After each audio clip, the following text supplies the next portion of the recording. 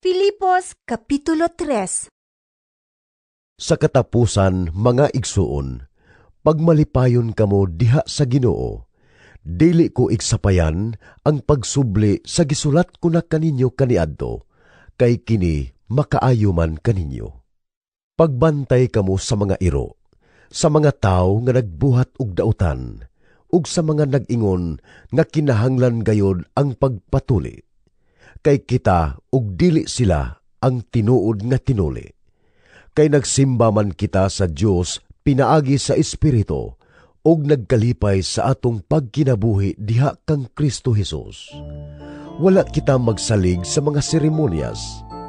May katarungan gayod unta ako nga musalig niining mga butanga. Kay kun may naghunahuna man nga makasalig siya sa mga seremonyas, labaw pa ako. Kay gituli na ako sa nag-edad pa lang og usa ka semana. Nataw ako nga Israelita sa tribo ni Benjamin, ug lumad gayod nga Hebreo.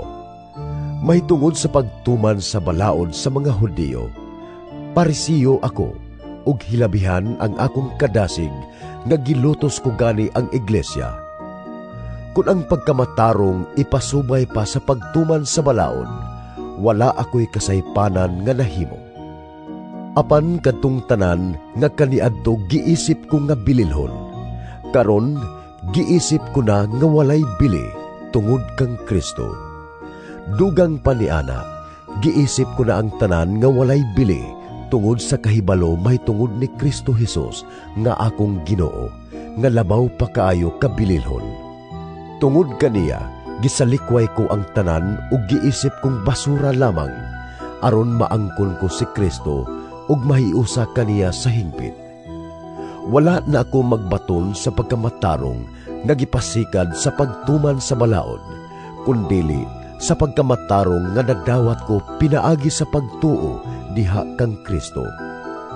Pagkamatarong nga gikan sa Dios ug gipasukad diha sa pagtuo. Ang tinguha ko lamang mao nga maila ko si Kristo ug masinati ang gahom sa iyang pagkabanhaw, makaambit sa iyang mga pag-antos ug mahisama kaniya diha sa iyang kamatayon, uban sa paglaom nga banhawon usab unta ako.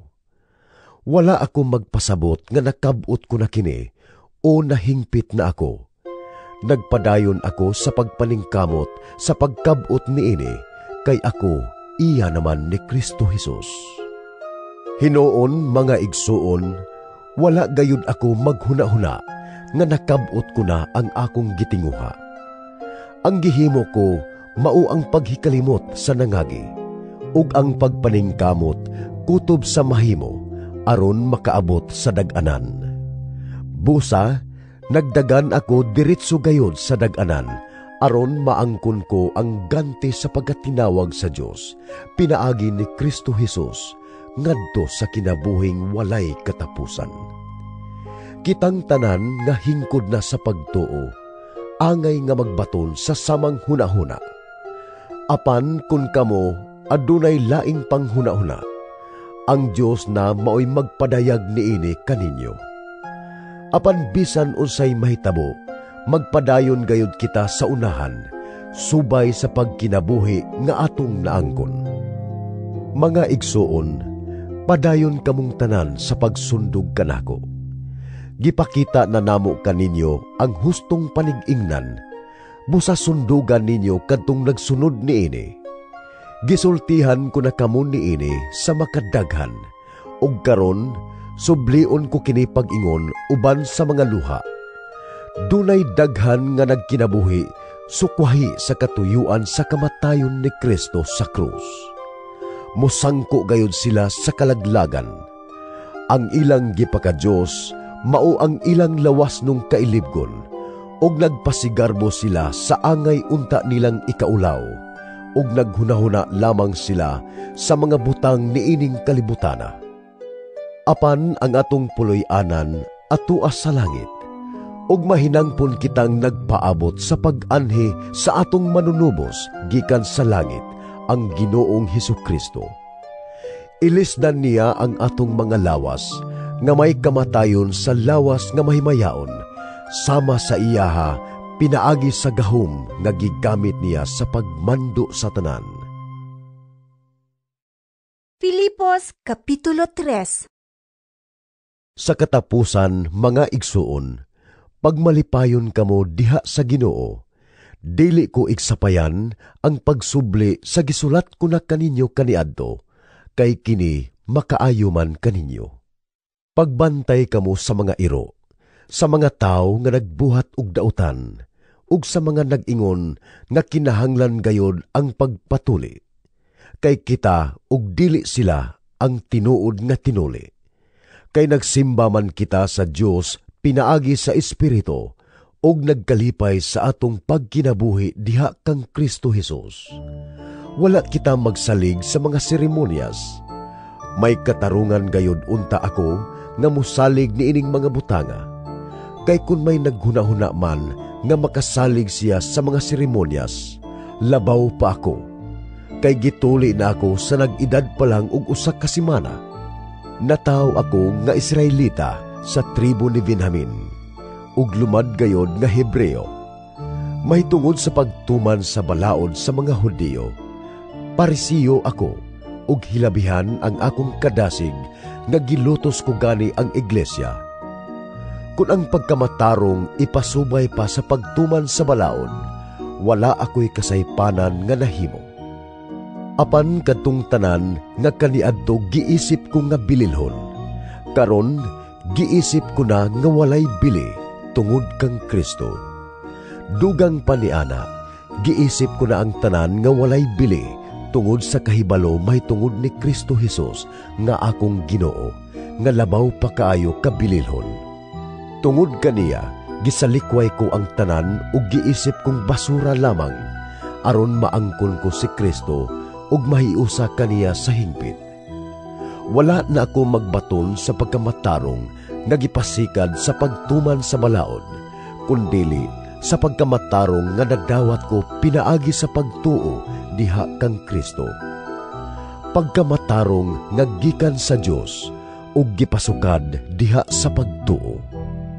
Ang tinguha ko lamang mao nga mailako si Kristo ug masinati ang gahom sa iyang pagkabanhaw, makaambit sa iyang mga pag-antos ug mahisama kaniya diha sa iyang kamatayon, uban sa paglaom nga banhawon usab unta ako. Wala ako magpasabot nga nakabot ko na kini o nahingpit na ako. Nagpadayon ako sa pagpaningkamot sa pagkabot niini, kay ako iya naman ni Kristo Jesus. Hinoon mga igsuon, wala gayud ako maghuna-huna nga nakabot ko na ang akong gitinguha. Ang gihimo ko mao ang paghikalimot sa nangagi, ug ang pagpaningkamot kutob sa mahimo, aron makaabot sa dag-anan. Busa, nagdagan ako diretso gayod sa dag-anan, aron maangkon ko ang ganti sa pagkatinawag sa Dios, pinaagi ni Kristo Jesus, ngadto sa kinabuhing walay katapusan. Kitang tanan nga hingkod na sa pagtuo, angay nga magbaton sa samang hunahuna. Apan kun kamo adunay laing panghunahuna, ang Dios na mao'y magpadayag niini kaninyo. Apan bisan unsay mahitabo, magpadayon gayud kita sa unahan, subay sa pagkinabuhi nga atong naangkon. Mga igsuon, padayon kamong tanan sa pagsundog kanako. Gipakita na namo kaninyo ang hustong panig-ingnan, busa sundugan ninyo kadtong nagsunod niini. Gisultihan ko na kamo niini sa makadaghan, ug karon sublion ko kini pag-ingon uban sa mga luha. Dunay daghan nga nagkinabuhi, sukwahi sa katuyuan sa kamatayon ni Kristo sa krus. Mosangko gayud sila sa kalaglagan. Ang ilang gipaka-Dios mao ang ilang lawas nung kailibgon, ug nagpasigarbo sila sa angay unta nilang ikaulaw, ug naghunahuna lamang sila sa mga butang niining kalibutana. Apan ang atong puloy-anan atuas sa langit, ug mahinangpon kitang nagpaabot sa pag-anhi sa atong manunubos gikan sa langit, ang Ginoong Hesukristo. Ilisdan niya ang atong mga lawas, nga may kamatayon sa lawas nga mahimayaon, sama sa iyaha, pinaagi sa gahom nga gigamit niya sa pagmando sa tanan. Filipos Kapitulo 3. Sa katapusan, mga igsuon, pagmalipayon kamo diha sa Ginoo, dili ko iksapayan ang pagsubli sa gisulat ko na kaninyo kaniadto, kay kini makaayo man kaninyo. Pagbantay kamo sa mga iro, sa mga tao nga nagbuhat og dautan, ug sa mga nag-ingon nga kinahanglan gayod ang pagpatuli. Kay kita ug dili sila ang tinuod nga tinuli. Kay nagsimba man kita sa Dios pinaagi sa Espiritu, ug nagkalipay sa atong pagkinabuhi diha kang Kristo Jesus. Wala kita magsalig sa mga seremonyas. May katarungan gayod unta ako nga musalig niining mga butanga. Kay kun may naghunahuna man nga makasalig siya sa mga seremonyas, labaw pa ako. Kay gituli na ako sa nag-edad pa lang og usa ka semana. Nataw ako nga Israelita sa tribo ni Benjamin, ug lumad gayod nga Hebreo. Mahitungod sa pagtuman sa balaod sa mga Hudiyo, Parisiyo ako, ug hilabihan ang akong kadasig nga gilutos ko gani ang iglesia. Kung ang pagkamatarong ipasubay pa sa pagtuman sa balaod, wala ako'y kasaypanan nga nahimo. Apan kadtong tanan nga kaniadto giisip ko nga bililhon. Karon giisip ko na nga walay bili tungod kang Kristo. Dugang paniana, giisip ko na ang tanan nga walay bili tungod sa kahibalo mahitungod ni Kristo Jesus nga akong Ginoo, nga labaw pa kaayo kabililhon. Tungod kaniya, gisalikway ko ang tanan ug giisip kong basura lamang, aron maangkon ko si Kristo ug mahiusa kaniya sa hingpit. Wala na ako magbaton sa pagkamatarong nga gipasikad sa pagtuman sa balaod, kundili sa pagkamatarong nga nagdawat ko pinaagi sa pagtuo diha kang Kristo. Pagkamatarong nga gikan sa Dios ug gipasukad diha sa pagtuo. Ang tinguha ko lamang mao nga maila ko si Kristo ug masinati ang gahom sa iyang pagkabanhaw, makaambit sa iyang mga pag-antos ug mahisama kaniya diha sa iyang kamatayon, uban sa paglaom nga banhawon usab unta ako. Wala ako magpasabot nga nakabot ko na kini o nahingpit na ako. Nagpadayon ako sa pagpaningkamot sa pagkabot niini, kay ako iya naman ni Kristo Jesus. Hinoon mga igsuon, wala gayud ako maghuna-huna nga nakabot ko na ang akong gitinguha. Ang gihimo ko mao ang paghikalimot sa nangagi, ug ang pagpaningkamot kutob sa mahimo, aron makaabot sa dag-anan. Busa, nagdagan ako diretso gayod sa dag-anan, aron maangkon ko ang ganti sa pagkatinawag sa Dios, pinaagi ni Kristo Jesus, ngadto sa kinabuhing walay katapusan. Kitang tanan nga hingkod na sa pagtuo, angay nga magbaton sa samang hunahuna. Apan kun kamo adunay laing panghunahuna, ang Dios na mao'y magpadayag niini kaninyo. Apan bisan unsay mahitabo, magpadayon gayud kita sa unahan, subay sa pagkinabuhi nga atong naangkon. Mga igsuon, padayon kamong tanan sa pagsundog kanako. Gipakita na namo kaninyo ang hustong panig-ingnan, busa sundugan ninyo kadtong nagsunod niini. Gisultihan ko na kamo niini sa makadaghan, ug karon sublion ko kini pag-ingon uban sa mga luha. Dunay daghan nga nagkinabuhi sukwahi sa katuyuan sa kamatayon ni Kristo sa krus. Mosangko gayud sila sa kalaglagan. Ang ilang gipaka-Dios mao ang ilang lawas nung kailibgon, ug nagpasigarbo sila sa angay unta nilang ikaulaw, ug naghunahuna lamang sila sa mga butang niining kalibutana. Apan ang atong puloy-anan atua sa langit, ug mahinangpon kitang nagpaabot sa pag-anhi sa atong manunubos gikan sa langit, ang Ginoong Hesukristo. Ilisdan niya ang atong mga lawas, nga may kamatayon sa lawas nga mahimayaon, sama sa iyaha, pinaagi sa gahom nga gigamit niya sa pagmando sa tanan. Filipos Kapitulo 3. Sa katapusan, mga igsuon, pagmalipayon kamo diha sa Ginoo, dili ko iksapayan ang pagsubli sa gisulat ko na kaninyo kaniadto, kay kini makaayo man kaninyo. Pagbantay kamo sa mga iro, sa mga tao nga nagbuhat og dautan, ug sa mga nag-ingon nga kinahanglan gayod ang pagpatuli. Kay kita ug dili sila ang tinuod nga tinuli. Kay nagsimba man kita sa Dios pinaagi sa Espiritu ug nagkalipay sa atong pagkinabuhi diha kang Kristo Jesus. Wala kita magsalig sa mga seremonyas. May katarungan gayod unta ako nga musalig niining mga butanga. Kay kun may naghunahuna man nga makasalig siya sa mga seremonyas, labaw pa ako. Kay gituli na ako sa nag-edad pa lang og usa ka semana.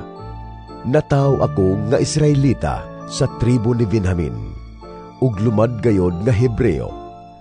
Mahitungod sa pagtuman sa balaod sa mga Hudyo, Parisiyo ako, ug hilabihan ang akong kadasig nga gilutos ko gani ang iglesia. Kung ang pagkamatarong ipasubay pa sa pagtuman sa balaod, wala ako'y kasaypanan nga nahimo. Apan kadtong tanan nga kaniadto giisip ko nga bililhon. Karon giisip ko na nga walay bili tungod kang Kristo. Dugang pa ni ana, giisip ko na ang tanan nga walay bili tungod sa kahibalo may tungod ni Kristo Jesus nga akong Ginoo, nga labaw pa kaayo kabililhon. Tungod kaniya, gisalikway ko ang tanan ug giisip kong basura lamang, aron maangkon ko si Kristo ug mahiusa kaniya sa hingpit. Wala na ako magbaton sa pagkamatarong nagipasikad sa pagtuman sa balaod, kundili sa pagkamatarong nga nagdawat ko pinaagi sa pagtuo diha kang Kristo. Pagkamatarong nga gikan sa Dios ug gipasukad diha sa pagtuo. Ang tinguha ko lamang mao nga maila ko si Kristo ug masinati ang gahom sa iyang pagkabanhaw, makaambit sa iyang mga pag-antos ug mahisama kaniya diha sa iyang kamatayon, uban sa paglaom nga banhawon usab unta ako. Wala ako magpasabot nga nakab-ot ko na kini o nahingpit na ako. Nagpadayon ako sa pagpaningkamot sa pagkab-ot niini, kay ako iya naman ni Kristo Jesus. Hinoon mga igsuon, wala gayud ako maghuna-huna nga nakab-ot ko na ang akong gitinguha.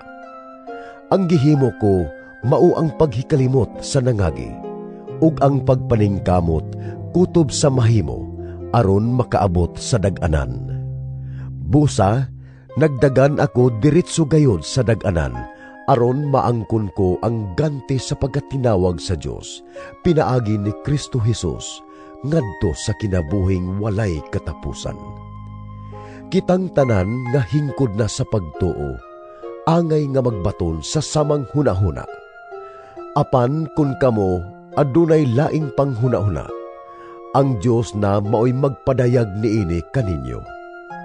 Apan bisan unsay mahitabo, magpadayon gayud kita sa unahan, subay sa pagkinabuhi nga atong naangkon. Mga igsuon, padayon kamong tanan sa pagsundog kanako. Gipakita na namo kaninyo ang hustong panig-ingnan, busa sundugan ninyo kadtong nagsunod niini. Gisultihan ko na kamo niini sa makadaghan, ug karon sublion ko kini pag-ingon uban sa mga luha. Dunay daghan nga nagkinabuhi sukwahi sa katuyuan sa kamatayon ni Kristo sa krus. Musangko gayud sila sa kalaglagan. Ang ilang gipaka-Dios mao ang ilang lawas nung kailibgon, og nagpasigarbo sila sa angay unta nilang ikaulaw, ug naghunahuna lamang sila sa mga butang niining kalibutana. Apan ang atong puloy-anan atua sa langit, ug mahinangpon kitang nagpaabot sa pag-anhi sa atong manunubos gikan sa langit, ang Ginoong Hesukristo. Ilisdan niya ang atong mga lawas nga may kamatayon sa lawas nga mahimayaon, sama sa iyaha pinaagi sa gahom nga gigamit niya sa pagmando sa tanan.